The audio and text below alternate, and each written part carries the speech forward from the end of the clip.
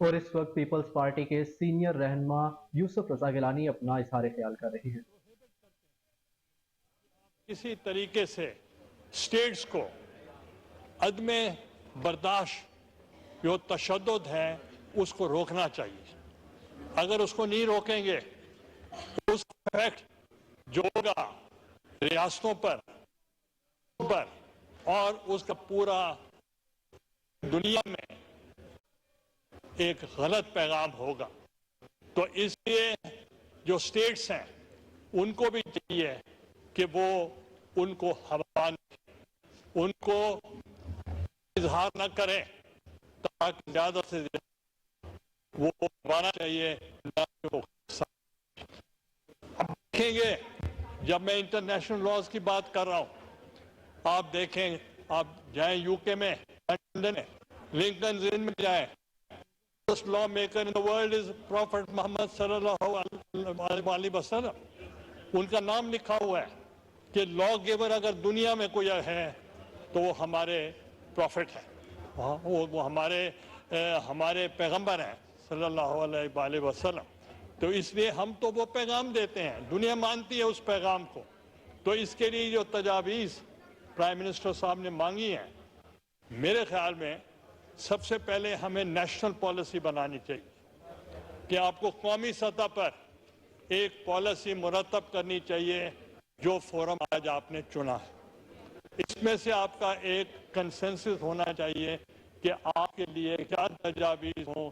اس لیے prime minister صاحب کو میں یہی پیغام دوں گا کہ آپ کو پہلے قومی سطح پر کنسنسس پیدا کرنا چاہیے اور پھر آپ کو انٹرنیشنل سطح پہ کرنا چاہیے۔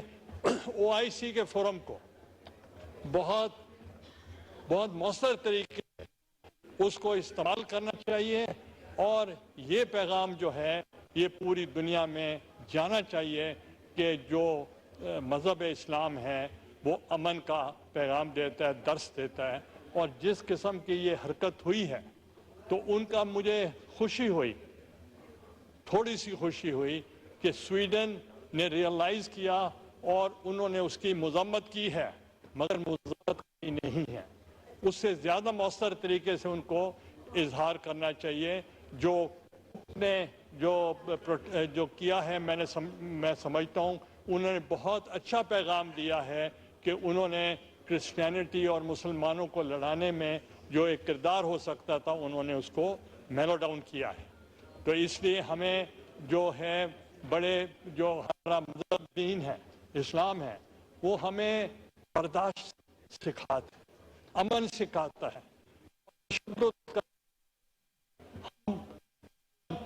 ہم احتجاج کریں، پروٹیسٹ بھی کریں، جو ہے جو ہمارے حضور پاک نے ہمیں بتایا ہے کہ برداشت میں تشدد وہ ہیں اپنے ہاتھ سے نہیں جانے دینا چاہیے۔ تو یہی میرے سجیشن تھے اور فورن آفس کو چاہیے تو بڑے مؤثر طریقے کے ساتھ اس کو بہت افیکٹولی تمام فورمز میں جہاں جہاں فورمز ہیں ان پہ لے جانا چاہیے اور انٹرنیشنل لاز کے مطابق جو ان کے جو پابندیاں ہیں ان کو بھی فالو کرنا چاہیے۔ بہت مہربانی۔